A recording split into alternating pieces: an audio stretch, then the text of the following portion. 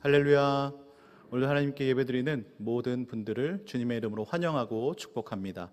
오늘은 글이 길이 되는 인생이라는 제목의 말씀으로 함께 은혜를 나누고자 합니다. 어느 베스트셀러 작가분이요, 본인이 느꼈던, 본인이 지금까지 살아오면서 경험했던 것을 가지고 인생에 대해서 이렇게 세 가지로 정리한 글을 보았습니다. 첫 번째로, 인생에 공짜는 없다라는 것입니다. 저도 짧은 인생이지만 살아보니 정말 공짜가 없는 것 같습니다. 소위 사회에서 성공했다라고 하는 분들이 그냥 그 자리에 간 것처럼 보이지만 그것이 그런 것이 아닙니다. 과정이 다 있었기 때문에 그런 결과가 있는 것이죠. 그래서 준비된 자에게는 언제든지 이 기회가 찾아옵니다. 두 번째로 그가 정의한 인생은 마라톤이라는 것입니다. 인생을 길게 보라라는 것이죠. 인생을 길게 보면요, 당장 내 눈앞에 성공과 실패에 일비하지 않을 수 있습니다. 인생의 내리막이 있으면 인생의 오르막이 있는 것이고 언젠가는 이 좋은 날이 올 것이기 때문인 것이죠. 그리고 그가 마지막으로 세 번째로 정의하는 인생은 정답이 없다라는 것입니다. 작가가 이 말에 덧붙여 이렇게 말을 하는데, 답을 찾지 마세요. 모든 선택에는 정답과 오답이 공존합니다. 사랑하는 성도 여러분, 어떠십니까? 인생에 대한 그의 통찰 느껴지십니까? 말씀드린 것처럼 인생에는 공짜가 없죠. 인생은 단거리 경주가 아닌 마라톤이죠. 그런데 이 세 번째로 말한 인생의 정답은 없다라는 이 말에 공감하십니까? 언뜻 보면 맞는 말 같기도 합니다. 특별히 코로나 시대를 살아가고 있는 오늘날 우리들의 모습을 보면 정말 답이 없어 보입니다. 대학을 졸업을 해도 취업할 직장이 없습니다. 최근 읽어본 기사 제목은 이렇습니다. 한 번도 취직하지 못한 2030 사상 최대, 코로나로 잃어버린 세대 나오나. 이것뿐만이 아니죠. 가뜩이나 바늘 구멍 같은 이 취업의 문이 코로나 이후에 더 좁아졌다는 것입니다. 기업들이 신입사원을 채용을 하지 않습니다. 그렇다면 직장 문제만 해결이 되면 그 이후로는 문제가 없을까요?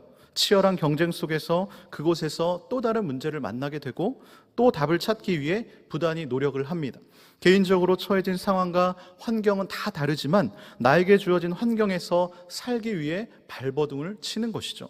그런데 문제는 끊이지를 않습니다. 때론 생각지도 못한 병이 찾아와서 급작스러운 곤란을 겪기도 하는 것이죠. 이것뿐일까요? 자녀의 문제, 가정의 문제, 관계 문제 등 수많은 문제들을 가지고 살아가고 있습니다. 그래서 나온 말이 무엇입니까? 세상에 문제 없는 사람은 없다. 세상에 문제 없는 곳이 딱 한 군데 있습니다. 어딘지 아십니까? 공동묘지죠. 즉 반대로 표현하자면 문제가 있다라는 것은 살아있다라는 증거인 것입니다. 그렇습니다. 인생의 문제는 늘 발생합니다. 그런데 인생에 정답이 없다라고 말을 하는 것, 이것은 문제에 대한 답을 찾지 못했기 때문입니다. 우리는 포스트 모더니즘 시대를 살아가고 있습니다. 이 포스트 모더니즘의 특징이 무엇입니까? 정답이 없다라는 것입니다. 하나의 획일화된 진리가 없다라는 것 아닙니까? 이 포스트 모더니즘은요, 윤리, 종교, 예술, 철학, 건축, 문학, 삶의 모든 방식에서 절대적인 진리를 인정하지 않습니다. 그래서 나온 것이 종교 다원주의인 것이죠. 사람마다 다양한 생각들을 다 가지고 있습니다. 그것을 마음껏 표출하라는 것입니다. 그래서 확실한 답을 제시하기보다는 그냥 문제를 제기하는 것 그 자체에 의의를 두는 것이죠. 이런 시대에 하나님이 우리들에게 이렇게 말씀하십니다. 예수 위에 이름 외에 구원받을 다른 이름을 너희들에게 준 적이 없다. 오직 예수만이 구원자이시고 예수가 인생의 정답이다. 인생의 모든 문제는 그분을 만나면 해결된다. 이렇게 말을 하고 나니까 세상 사람들이 뭐라고 합니까? 에이, 무슨 예수에게만 구원이 있어. 말도 안 돼. 난 그렇게 생각하지 않아. 인류 역사의 수많은 철학자들과 과학자들이 쌓아올린 그 지식들이 얼마나 위대하고 대단해 보입니까? 인간의 능력이 참 대단한 것 같습니다. 이제 달에도 우리가 이 우주선을 타고 여행할 날이 오게 될지 모르겠습니다. 그런데 어느 목사님이 이렇게 말하더라고요. 인문학은 명답이고 성경은 정답이다. 저도 이 말에 공감하는데요. 인문학적 지식들이 우리의 삶에 도움을 주는 훌륭한 명답은 될 수 있지만 삶의 정답은 될 수 없다라는 것이죠. 오직 이 성경만이 정답인 것입니다. 그래서 인생의 정답이 없다라는 말은 우리 그리스도인들에게는 적용되지 않습니다. 왜냐하고 물으신다면 바로 이 성경에 모든 정답이 다 있기 때문인 것이죠. 그렇다면 이 성경이 무엇입니까? 바로 예수님이죠. 요한복음 1장 1절 이렇게 말씀합니다. 태초에 말씀이 계시니라. 이 말씀이 하나님과 함께 계셨으니 이 말씀은 곧 하나님이시라. 여기서 말씀이 예수님을 의미하지 않습니까? 말씀이 곧 예수님이십니다. 즉 예수님이 인생의 해답이자 말씀이 인생의 정답인 것이죠. 말씀이 우리들에게 정답을 알려줍니다. 믿으십니까? 하나님께서 말씀하십니다. 요한복음 3장 16절 17절을 표준 세번역으로 보면 하나님께서 세상을 이처럼 사랑하셔서 외아들을 주셨으니 이는 그를 믿는 사람마다 멸망하지 않고 영생을 얻게 하려는 것이다. 하나님께서 아들을 세상에 보내신 것은 세상을 심판하시려는 것이 아니라 아들을 통하여 세상을 구원하시려는 것이다. 아멘. 사실 이 예수라는 이름 그 뜻 자체가 우리를 구원할 자, 자기 백성들을 그들의 죄에서 구원할 자 아닙니까? 예수님은 우리의 구원자가 되시고 우리 인생의 정답이 되십니다. 그런데 이렇게 말을 하면 안 믿는 사람들도 있지만 이 말을 듣고 지금 여기 앉아 계신 여러분들처럼 아멘 하면서 믿음의 반응을 보이는 분들이 있다라는 것입니다. 오늘 본문의 데살로니가 교회 성도들도 이 복음의 메시지를 듣고요, 지금 여러분들처럼 아멘으로 화답하였습니다. 오늘 본문 13절의 말씀입니다. 제가 읽어드리겠습니다. 이러므로 우리가 하나님께 끊임없이 감사함은 너희가 우리에게 들은 바 하나님의 말씀을 받을 때에 사람의 말로 받지 아니하고 하나님의 말씀으로 받으니 진실로 그러하도다. 이 말씀이 또한 너희 믿는 자 가운데서 역사하느니라. 아멘. 바울은 지금 데살로니가 교회의 성도들로 인해서 하나님께 감사하고 있습니다. 그런데 그 감사가 얼마나 대단한 감사냐? 끊임없이 감사하고 있습니다. 영어 성경으로 보니까 continually라는 단어를 사용합니다. 그냥 데살로니가 성도들만 눈을 감고 생각을 하면 감사가 술술술 나오는 거예요. 자동으로 나온다는 것입니다. 그렇다면 바울이 이렇게 감사하는 이유가 무엇입니까? 자신들이 전한 복음을 사람의 말이 아니라 하나님의 말씀으로 받아들였기 때문인 것이죠. 이것은 하나님의 특별한 은혜입니다. 아무나 이 메시지를 하나님의 말씀으로 받아들이는 것이 아니기 때문인 것이죠. 제가 신대원에 들어가고 사역을 시작하면서 가장 두렵고 떨렸던 사역이 바로 이 설교입니다. 설교. 교육전도사로 첫 설교를 할 때를 지금도 잊지를 못합니다. 소년부를 그때 당시 담당을 했었는데요, 이 소년부는 5학년, 6학년 아닙니까? 초등학교. 그들을 상대로 내가 어떻게든 설교는 할 수 있겠다라고 생각을 했습니다. 제가 설마 초등학교 5학년, 6학년 학생들을 두고 설교를 못하겠습니까? 어떻게든 준비하면 되겠지라고 생각을 했는데, 문제는 예배 시간에 그 소년부 아이들 뒤에 포진하고 계시는 누구십니까? 베테랑 선생님들이 있지 않습니까?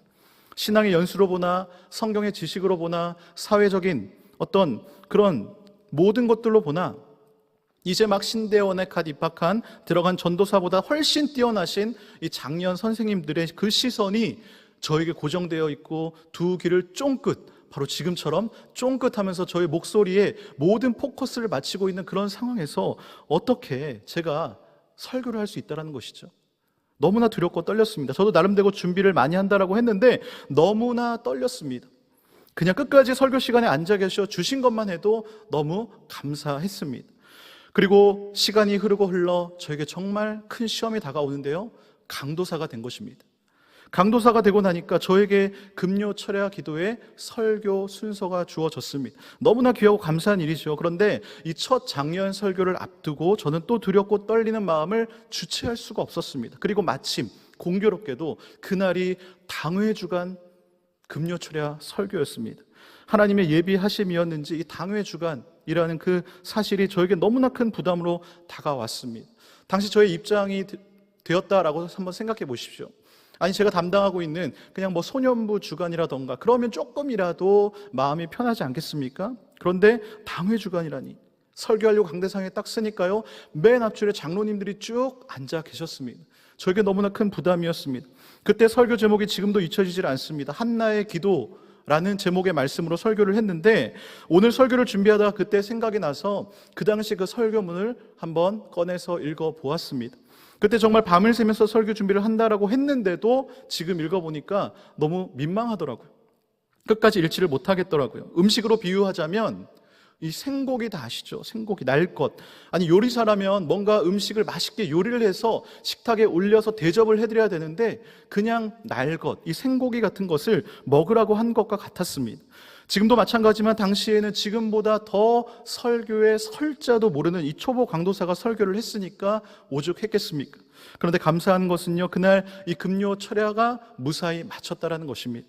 중간에 못 듣겠다고 뛰쳐나가신 분은 없었습니다. 주일에 어느 장로님이 은혜 받았다라고 저에게 힘과 용기를 주는 말씀을 해주시더라고요. 그렇습니다. 당시에 그 성도님들께서는 강대상에 서 있는 연소하고 투박한 한 강도사의 의견이나 주장을 듣고 계신 것이 아니라 그 입에서 나온 복음의 메시지를 하나님의 말씀으로 받아들인 것입니다. 아무리 생각해도 이것밖에는 답이 없었습니다. 그래서 저는 당시를 떠올릴 때마다 오늘 이 바울처럼 하나님께 감사할 수밖에 없는 것이죠.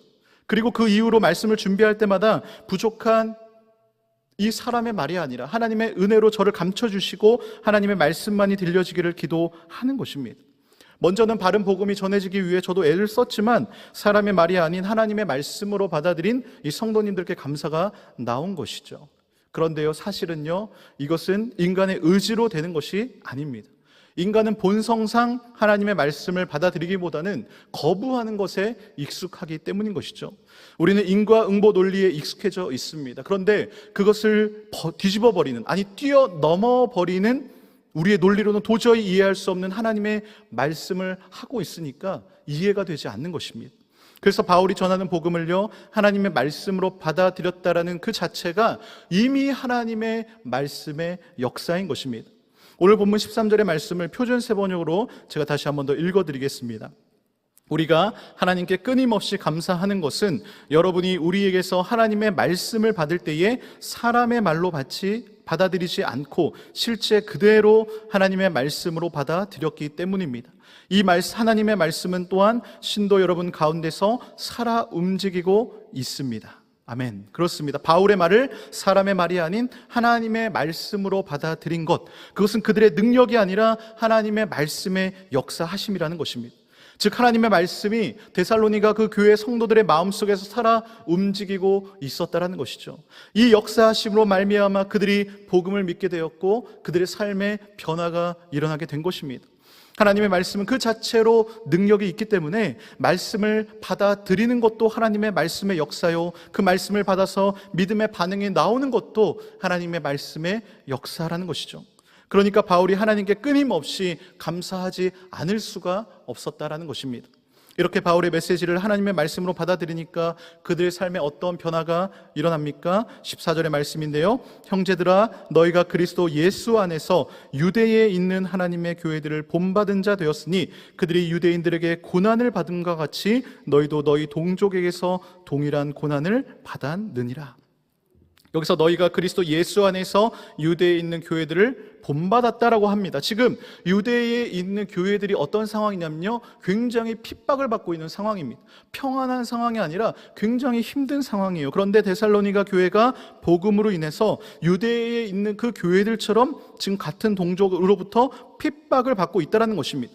즉 하나님의 말씀을 받는다라는 것은 거기에 따른 핍박과 그 고난도 함께 받아들인다는 것이죠.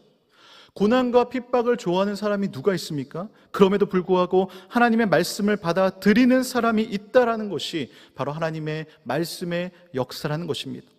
전도를 해보셔서 아시겠지만 이 듣는 사람 입장에서 이 말씀을 믿지 않는 사람들은 이 복음의 메시지를 얼마나 어리석고 말도 안 된다라고 황당하게 받아들입니까? 바울도 고린도전서 1장 18절에서 이렇게 말씀하지 않습니까? 십자가의 도가 멸망하는 자들에게는 미련한 것이요 구원을 받는 우리에게는 하나님의 능력이라 라고 말씀합니다. 여기서 십자가의 말씀은 멸망하는 자들에게는 미련하게 들리는 것입니다. 십자가에 달려 돌아가신 예수님이 우리의 구원자이시다, 이 말이 미련하게 들리는 것이죠. 그래서 유대인들이 어떻게 합니까? 예수를 그리고 선지자들을 십자가에 못 박아 죽이는 것 아닙니까? 내쫓는 것 아닙니까? 오늘 15절에 16절의 말씀입니다. 유대인은 주 예수와 선지자들을 죽이고 우리를 내쫓아내고 하나님을 기쁘시게 하지 아니하고 모든 사람에게 대적이 되어 우리가 이방인에게 말하여 구원받게 함을 그들이 금하여 자기 죄를 항상 채움에 노하심이 끝까지 그들에게 임하였느니라. 유대인들은 예수님과 선지자들을 죽였습니다. 전도자들을 쫓아내고 하나님을 기쁘시게 하지 않고 모든 사람들의 대적이 되었습니다. 이런 자들에게 이방인에게 복음을 전해서 구원받게 함을 방해함으로 말미암아 자신들의 죄의 분량을 채우는 것이고 하나님의 그 노하심이 끝까지 그들에게 임하게 된 것입니다. 그러나 정반대로 이 말씀이 구원을 얻는 자들에게는 무엇이라고요? 하나님의 능력이 되는 것입니다. 사랑하는 성도 여러분, 여러분은 하나님의 말씀을 받을 때에 사람의 말로 받으십니까? 아니면 사람의 말로 받지 않고 하나님의 말씀으로 받아들이십니까? 오늘 이 설교의 제목이 글이 길이 되는 인생인데요, 여기서 글이라는 것은 말씀을 의미합니다. 우리가 성경을 읽지만 이 성경은 그냥 일반적인 글이 아니지 않습니까? 하나님의 말씀입니다. 그리고 길이라는 것은 인생을 의미합니다. 흔히 우리가 인생을 길에다가 많이 비유하지 않습니까? 좁은 길, 넓은 길, 평탄한 길, 험한 길, 다양한 길이 있습니다. 마찬가지로 우리도 인생길을 걸어가다 보면 그 인생길 안에 희노애락이 다 들어가 있는 것이죠. 그렇다면 글이 길이 된다는 것은 무슨 말일까요? 이 성경 말씀에는 내가 살아온 길도 있고 내가 살아갈 길도 있고 내가 살아가야만 하는 길도 있습니다. 곧 이 글은 내가 살아가는 삶이자 나의 길이라는 것입니다. 이 글이라는 글자를 보시면 글자의 이 글이라는 글자에서 가로로 눕혀져 있는 이 모음을 꺼내서 이 세로로 세워버리면 어떻게 됩니까? 길이라는 글자가 되듯이 말씀을 내 인생의 길의 기준으로 삼으면서 살아갈 때에 하나님의 그 인생을 책임져 주시고 모든 문제의 해결자가 되어 주신다는 것입니다. 그래서 저는 이 말씀이 여러분의 삶의 길이 되는 인생이 되기를 바라는 마음에 오늘 설교의 제목을 글이 길이 되는 인생이라는 제목으로 말씀으로 정한 것입니다. 실제로 데살로니가 교인들이 이 글이 길이 되는 인생을 살았습니다. 이들은 하나님의 말씀을 사람의 말이 아닌 하나님의 말씀으로 받아들인 것입니다. 바라옵기는 오늘 말씀도 하나님의 말씀으로 받아들이는 모든 성도님들의 삶 가운데에 하나님의 놀라운 은혜와 평강이 있기를 간절히 소망합니다. 사실 이 말도요, 제가 한 말이 아니라 이 사도 바울이 한 말입니다. 데살로니가전서 1장 1절의 말씀인데요, 바울과 실로아노와 디모데는 하나님 아버지와 주 예수 그리스도 안에 있는 데살로니가인의 교회에 편지하노니 은혜와 평강이 너희에게 있을지어다. 아멘. 바울이요, 딱 3주 동안 데살로니가에서 복음의 메시지를 전하고 떠났습니다. 그런데 데살로니가 교회 성도들에게 어떠한 놀라운 일이 일어난지 아십니까? 1장 3절의 말씀인데요, 너희의 믿음의 역사와 사랑의 수고와 우리 주 예수 그리스도에 대한 소망의 인내를 우리 하나님 아버지 앞에서 끊임없이 기억함이니. 그들에게 믿음의 역사가 나타났고요, 사랑의 수고가 나타났고요, 소망의 인내가 그들 가운데 나타났습니다. 뿐만 아니라 마게도냐와 아가야에 있는 모든 믿는 자들의 본이 되었습니다. 그래서 바울이 1장 2절을 보니까 오늘 본문의 말씀과 동일한 이야기를 하고 있습니다. 우리가 너희 모두로 말미암아 항상 하나님께 감사하며 기도할 때 너희를 기억하면, 여기서 항상 하나님께 감사하며 라고 합니다. 오늘 본문에서는요, 끊임없이 하나님께 감사하며, 같은 말 아닙니까? 바울이 그들을 생각하면 항상 감사하고 그래서 하나님께 기도할 때마다 데살로니가 그 교회를 말하게 된다는 것입니다. 그렇다면 이런 말씀의 역사가 어떻게 나타나게 된 것일까요? 1장 6절의 말씀인데요, 우리 한번 같이 읽어보겠습니다. 시작. 또 너희는 많은 환난 가운데서 성령의 기쁨으로 말씀을 받아 우리와 주를 본받은 자가 되었으니. 아멘. 이들이 말씀을 받을 때 어떻게 받았다고요? 성령의 기쁨으로 말씀을 받아. 그런데 우리가 또 주목해야 될 사실은요, 그 성령의 기쁨으로 말씀을 받아 앞구절을 살펴볼 필요가 있습니다. 너희는 많은 환난 가운데서라고 이야기를 합니다. 즉 말씀을 받을 때 이들의 그 상황이 평안한 상태가 아니었다라는 거예요. 많은 환난 가운데 있었다라는 것입니다. 그럼에도 그들이 성령의 기쁨으로 말씀을 받았습니다. 사랑하는 성도 여러분, 예수 믿으면 당장 고난과 환난이 다 사라지고 내가 원하는 것이 이루어지고 세상에서 잘되고 복받는 것이 기쁨이 아니라 내가 어떤 환경과 상황 가운데 있든지 성령으로 인하여 주어지는 그 말씀의 기쁨이 복음의 능력인 줄 믿으시기를 바랍니다. 여기서 우리가 중요한 영적 진리 한 가지를 발견하게 되는데요, 하나님의 말씀을 받을 때 사람의 말이 아니라 하나님의 말씀으로 받으면 하나님의 은혜와 평강이 임한다는 사실입니다. 먼저 은혜와 평강의 관계를 잘 살펴보아야 하는데요, 은혜라는 단어는 히브리어로 헤세드라고 합니다. 헬라어로 카리스라고 합니다. 이 평강이라는 히브리어는 무엇입니까? 너무나 우리가 잘 아는 샬롬입니다. 헬라어로 에이레네라고 합니다. 우리가 워낙 샬롬이라는 단어를 자주 사용해서 이 샬롬이라는 것은 너무나 우리에게 친근하고 익숙한 단어입니다. 그런데요, 헤세드라든지 카리스, 에이레네 같은 단어도 기억을 해두시면 좋습니다. 이 바울이 데살로니가 교회 성도들에게 은혜와 평강이 있기를 기원을 했는데, 이 은혜라는 단어가요, 이 카리스라고 말씀드렸는데, 이 카리스의 단어는요, 기쁨이라는 단어에서 나왔습니다. 이 기쁨이라는 단어는 헬라어로 카라입니다. 카라. 그러면 카리스, 카라, 뭔가 비슷하지 않습니까? 그래서 우리가 은혜를 받으면요, 기쁨이 있습니다. 우리가 말씀으로 은혜 받았다라고 하시는 분들의 얼굴을 보면요, 한 분도 얼굴을 찡그린 분들이 없습니다. 그것이 은혜 받은 사람들의 공통적으로 나타나는 특징입니다. 은혜 받으면 주체할 수 없는 기쁨이 흐르게 되는 것입니다. 이런 기쁨은 예수 그리스도 안에서 하나님의 말씀을 믿는 모든 사람들에게 선물로 주어지는 것입니다. 이것이 바로 하나님의 은혜인 것이죠. 분명히 말씀을 받을 때 내 마음의 상태는 평안한 상태가 아닙니다. 우리가 주일에 점잖은 옷을 입고 예배 드린다라고 여기 앉아있지만 그 속은 누구도 알 수 없는 것 아닙니까? 그런데 내 형편과 상황을 보고 기뻐하는 것이 아니라 하나님의 그 일하심이 말씀을 받는 사람에게 나타나는 것이 은혜라는 것입니다. 이런 은혜로 우리는 날마다 충만해야 합니다.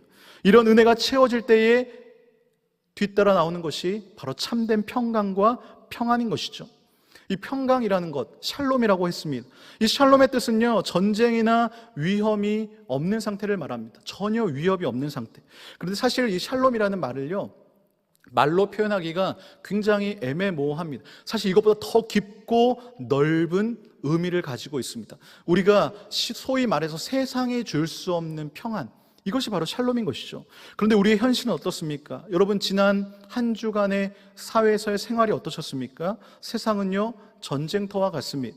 날마다 위협이 끊이지를 않습니다. 총성 없는 전쟁터라고 하지 않습니까? 그런데 샬롬이라니요, 샬롬. 이게 무슨 평강입니까? 우리가 착각하는 것 중에 하나가 무엇이냐면, 이 평강, 평안이라는 단어를 떠올릴 때에 우리가 마치 잔잔한 호숫가에 벤치에 앉아서 정말 바람 한 점 없는 잔잔한 호숫가에 오리들이, 엄마 오리, 아기 오리들이 잔잔히 호숫가를 거니는 그런 모습을 평안이다, 평강이다라고 그런 이미지를 떠올립니다. 조용하고 평화로워 보이죠. 그러나 그런 평안은 진정한 평강이 아닙니다. 바람이 한번 세게 불면요, 그 평강은 다 날아가 버립니다. 깨져버립니다. 그런데 문제는 뭐예요? 수시로 우리의 삶에 태풍과 회오리 바람 같은 바람들이 분다라는 것입니다. 그래서 진정한 평강은 그런 것이 아닙니다. 태풍과 같은 상황에서도 요동하지 않고 오히려 하나님의 그 은혜로 기쁨이 넘치는 상태를 우리가 샬롬의 상태다라고 말하는 것이죠. 내 주위 환경은 태풍으로 요동치고 이리저리 물건들이 다 쏟아지고 말도 안 되는 그런 상황들인데, 마치 나는 태풍의 눈 안에 있는 것처럼 고요하고 평안한 상태를 말하는 것, 이것이 바로 하나님이 주시는 샬롬의 은혜인 것입니다. 인간은요, 늘 불안합니다. 문화심리학자인 김정은 교수는요, 인간이 불안한 이유로 이렇게 말을 합니다. 유한한 존재는 다 불안하다. 세계적인 베스트 작가이자 철학자인 알랭드 보통이 이렇게 말을 합니다. 우리의 삶은 불안을 떨쳐내고 새로운 불안을 맞아들이고 또다시 그것을 떨쳐내는 과정의 연속이다. 즉, 살아있다라는 것이 불안하다라는 것입니다. 불안하지 않은 분 여기 계십니까? 지금 여기 내가 마스크를 앉아서 착용하고 설교를 듣고 계시지만 머릿속으로는 5만 가지 생각으로 불안을 떨쳐내지 못하는 분들이 혹시 계실지 모르겠습니다. 인생의 정답은 없다라고 생각하기 때문에 불안한 것은 어찌 보면 당연해 보입니다.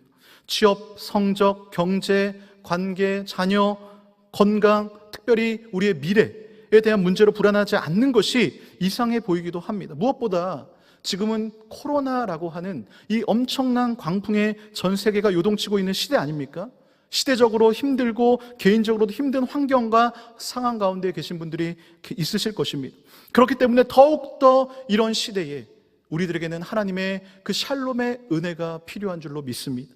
성경에 샬롬하면 떠올리는 대표적인 인물이 누가 계십니까? 여러 인물이 있지만 이 기드온을 꼽을 수 있습니다. 이 기드온을 보십시오. 기드온이 살던 시대에는요, 이스라엘이 미디안의 통치를 받고 있던 시대였습니다. 이스라엘 백성들이요, 미디안 사람들 때문에 그냥 일반적인 땅에서 집을 짓고 살 수가 없었습니다. 그들이 씨만 뿌려놓으면 미디안 사람들이 와서 다 뺏어가기 때문인 것이죠. 곡물이고 뭐고 가축이고 모든 것들을 다 훔쳐가는 것입니다. 빼앗아 가는 것입니다. 그러니까 이들이 어디 살아요? 그냥 산속 동굴 파서 살 수밖에 없는 것입니다. 이런 시대 가운데 하나님이 기드온을 사사로 부르십니다. 그런데 기드온이 어떤 인물입니까? 겁쟁이입니다. 원망과 불평이 많은 사람입니다. 무엇보다 의심이 많은 사람입니다. 의심이 얼마나 많은지 하나님께서 내가 반드시 너와 함께 할 거고 내가 너를 미디안으로부터 이기게 할 것이다 라고 말을 합니다. 그런데요, 기드온이 그러면 나에게 표징을 보여주세요 라고 합니다. 이거 위험한 도박 아닙니까? 하나님께 표징을 보여달라니. 그리고 기드온에게 하나님이 기드온이 가지고 온 예물을 불태워버립니다. 표징을 보여주시는 것이죠. 하나님의 말씀이 맞다라는 것을 보여주십니다. 그러자 기드온이 정신이 확 깨어지는 것이죠. 난 이제 죽었구나. 왜냐하면 그 시대에 하나님과 대면한 자는요, 바로 죽음입니다. 죽을 수밖에 없는 거예요. 기드온의 마음에 이 불안이 절정에 달했습니다. 죽음을 앞둔 사람의 그 심정이 어떻겠습니까? 나 이제 죽었구나. 두려워서 벌벌 떨고 있습니다. 그때 하나님이 이렇게 말씀하십니다. 사사기 6장 23절의 말씀인데요, 여호와께서 그에게 이르시되 너는 안심하라. 두려워하지 말라. 죽지 아니하니라 하시니라.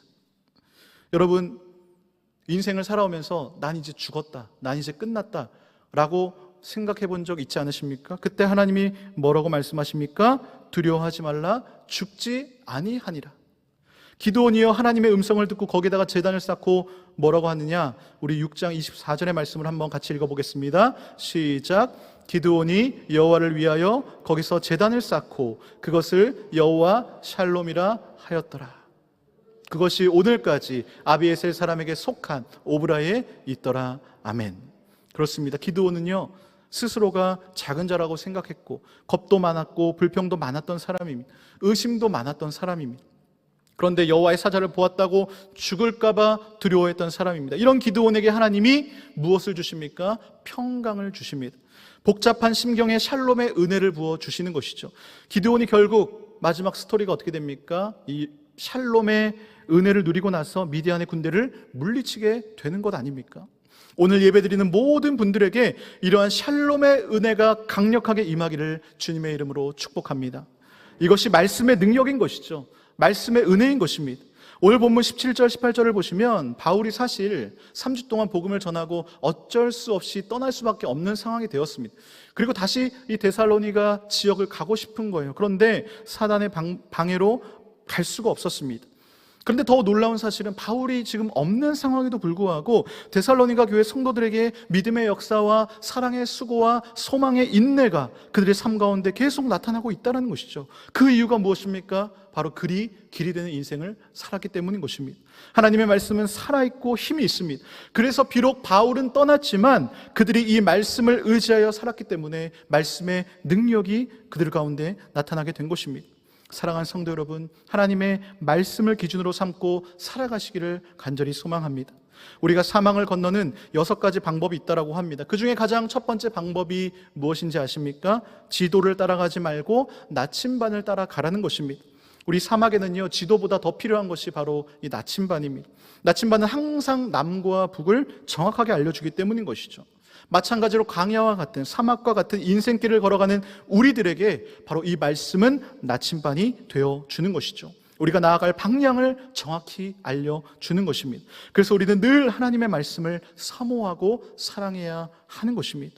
여러분, 성경에서 가장 긴 구절을 가지고 있는 장이 어디인지 아십니까? 바로 시편 119편입니다. 무려 176절이나 됩니다. 이 시편 한 편이 빌레몬서나 요엘서와 같은 성경 한 권보다 몇 배나 깁니다. 그런데 이렇게 긴 시편에 이렇게 많은 장수를 할애하고 있는 이 시편 119편의 주제가 뭔지 아십니까? 바로 말씀입니다. 하나님의 말씀이에요. 쭉 읽어보면 아시겠지만 시인이 하나님의 말씀을 얼마나 사모하는지 알 수 있습니다. 우리 시편 119편 20절의 말씀 한번 같이 읽어볼까요? 시작. 주의 규례들을 항상 사모함으로 내 마음이 상하나이다. 아멘. 시인이 하나님의 말씀을 얼마나 사모했는지 자신의 그 모든 에너지를 말씀 앞에 다 쏟아 부었다라는 것 아닙니까? 72절은 또 이렇게 고백합니다. 같이 읽어보겠습니다. 시작. 주의 입의 법이 내게는 천천 금은보다 좋은 나이다. 아멘. 여기서 천천 금은이라는 말은 물질적인 것뿐만이 아니라 삶의 모든 것들, 우리가 삶 속에서 추구하는 모든 소중한 가치를 의미합니다. 즉 시인은 세상의 그 무엇보다 하나님의 말씀이 더 좋다라고 고백하는 것입니다. 왜일까요? 바로 하나님의 그 말씀을 능력을 맛보았기 때문인 것입니다. 하나님의 말씀을 통해서 변화를 경험했기 때문인 것입니다. 사랑하는 성도 여러분, 바로 이 시편 119편의 시인처럼 하나님의 그 말씀이 여러분들 삶의 모든 영역의 기준이 되시기를 소망합니다.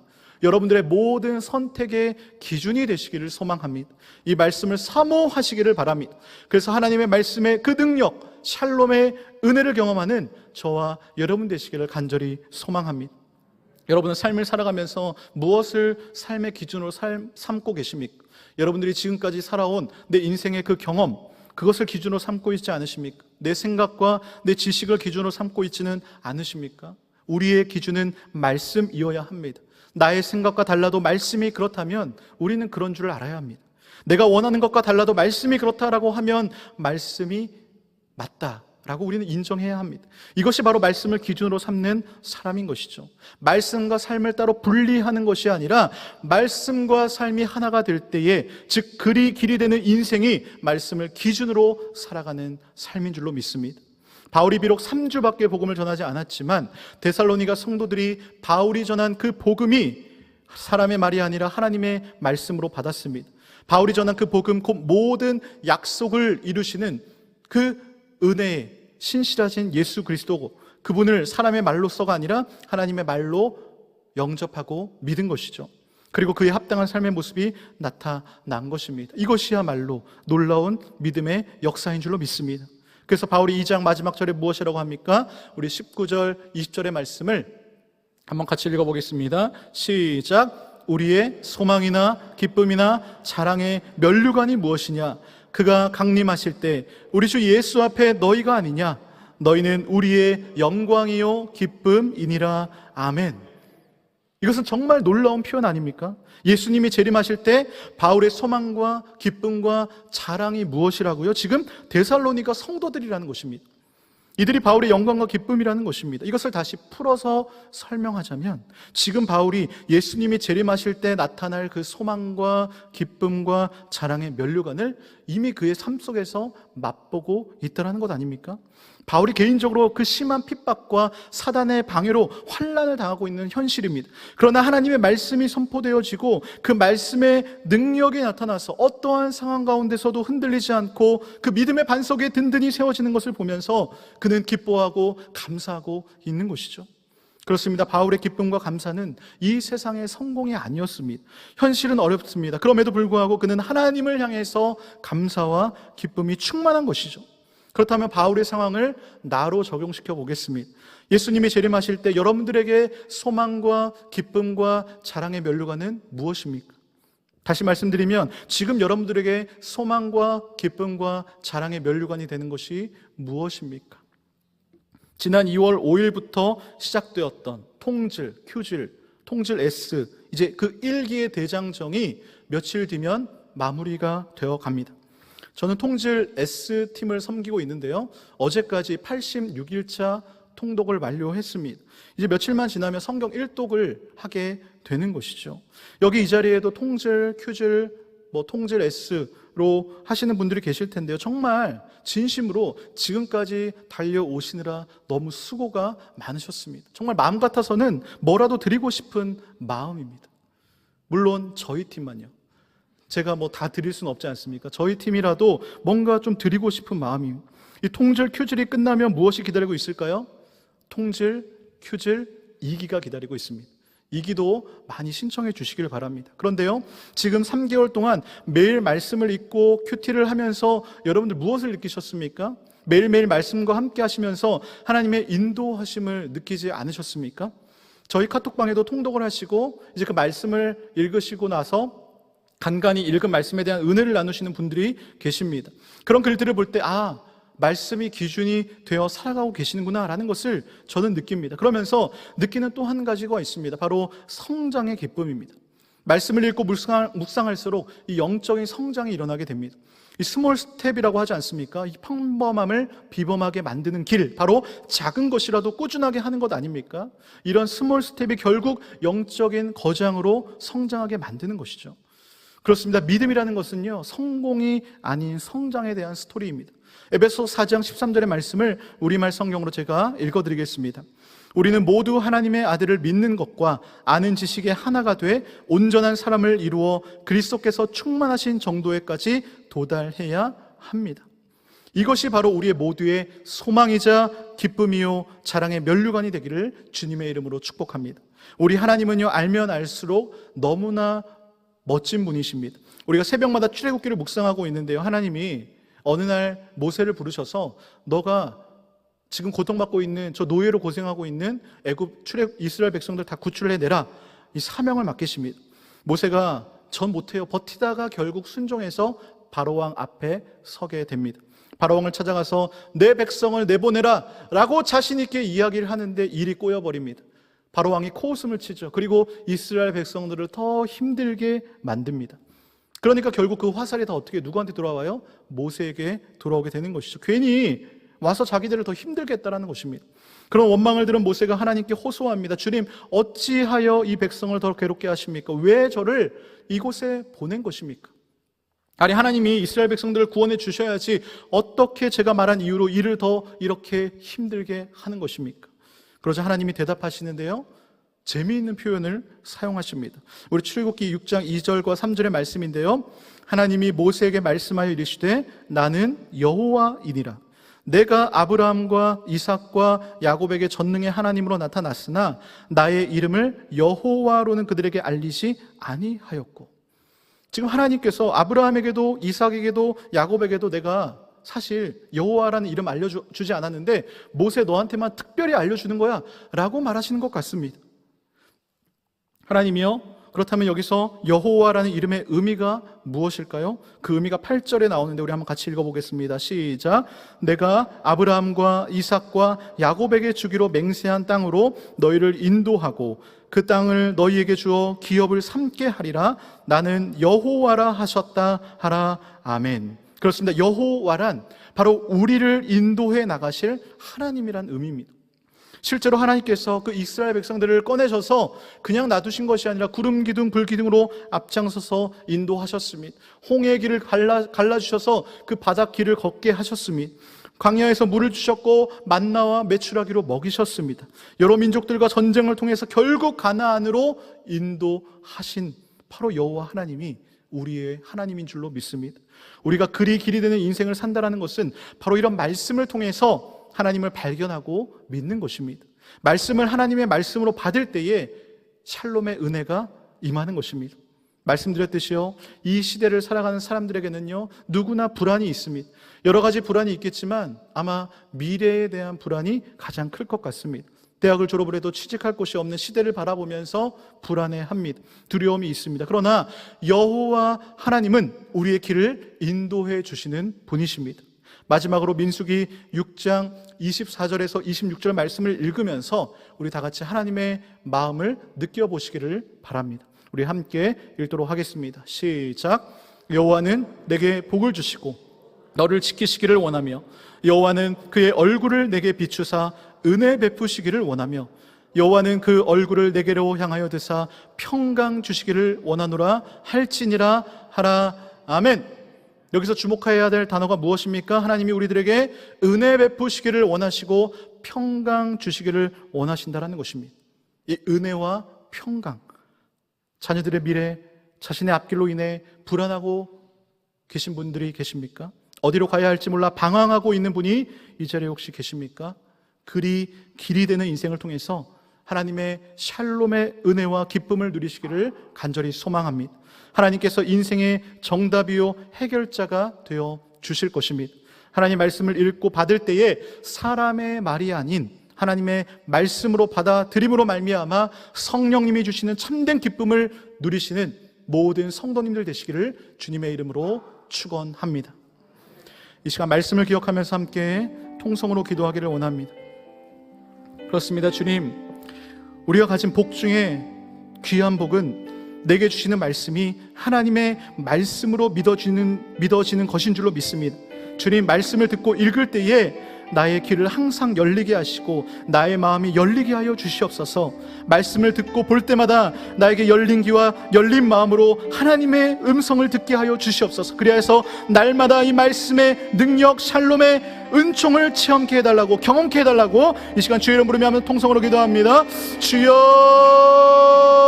주여, 사랑하는 하나님 감사합니다. 주님, 그렇습니다. 오늘 이 본문의 말씀과 같이 이 데살로니가 교회의 성도들과 같이 우리가 하나님의 말씀을 들을 때에 사람의 말이 아닌 하나님의 말씀으로 받아들여지는 놀라운 은혜와 아버지 축복이 내게 주어지게 하여 주시옵소서. 우리 인생의 해결자여, 우리 인생의 정답 되시는 예수 그리스도, 이 말씀 되시는 예수 그리스도가 놀라운 우리 인생의 정답인 줄로 믿습니다. 우리가 말씀을 의지하여 한 걸음 한 걸음 나아갈 때에 우리에게를 친히 인도해 주시는 분이 여호와 하나님인 줄로 믿습니다. 주님, 우리의 앞길 우리가 알 수 없기에 너무나 내 마음이 불안하고 두렵고 떨리는 마음입니다. 주님, 그러나 하나님께서 기드온에게 말씀하셨던 것처럼 두려워하지 말라, 안심하라, 너는 죽지 아니하리라 말씀하셨던 것처럼 주님, 우리는 죽지 않게 됨을 믿습니다. 주님, 어떠한 상황과 환경이 다가올지라도 내가 상황과 환경을 보며 두렵고 떨리는 것이 아니라 마치 내가 태풍의 눈에 있는 것과 같은 평안의 샬롬을 누리게 하여 주시옵소서. 주님 아버지, 내일부터 다시 한번 세상과 나아갑니다. 총성 없는 전쟁터와 같은 그런 세상 가운데에서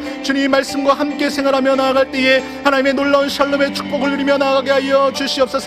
주님 아버지, 세상이 줄 수 없는 평안으로 말미암아 내 마음을 채워주시고 주님, 나의 평안이 나의 다른 사람들에게 흘러넘치게 하여 주시옵소서. 우리가 십자가의 도로 말미암아 아버지 복음을 전파하며 나아갈 때에 아버지 그들에게 미련한 말로 들리지 않게 하시고 하나님의 능력이 나타나는 복된 소식들이 다 되게 하여 주시옵소서. 주님, 우리가 하나님의 받은 사명을 가지고 한 걸음 한 걸음 나아갈 때에 아버지 우리가 믿음으로 세상을 이기게 하시고 내 마음 가운데 있는 불안과 두려움이 다 사라지게 하여 주시고 하나님의 창조의 능력대로 하나님의 창조의 형상을 닮아 우리가 하루하루 살아갈 수 있도록 주여 은혜를 내려 주시옵소서. 주여 역사해 주시옵소서. 하나님, 그렇습니다. 하나님이 우리에게 복을 주시고 우리를 지키시기를 원하시고 은혜 베푸시기를 원하시고 무엇보다 평강 주시기를 원한다는 사실을 다시 한 번 더 깨닫게 하시니 감사합니다. 총성 없는 전쟁터와 같은 세상에서 주님이 주시는 그 샬롬의 은혜와 기쁨을 누리기를 원합니다. 하나님의 말씀이 내 삶의 길이 되는 인생이 되게 하여 주시옵소서. 말씀을 읽고 들을 때에 사람의 말이 아닌 하나님의 말씀으로 받아들여지게 하여 주시고 믿어지는 은혜가 있게 하여 주시옵소서. 이것이 우리의 소망이요 기쁨이요 우리의 찬양의 면류관이 되게 하여 주시옵소서. 주님, 우리가 주님의 마음을 느끼고 받은 그 은혜의 복음을 세상에 전파하게 하여 주시옵소서. 그리하여 바울이 데살로니가에서 경험했던 그 복음의 역사가 나타나게 하여 주시옵소서. 믿음의 역사와 사랑의 수고, 소망의 인내가 나타나는 복된 인생들이 다 되게 하여 주시옵소서. 이 모든 말씀 살아계신 예수님의 이름으로 간절히 기도드립니다. 아멘.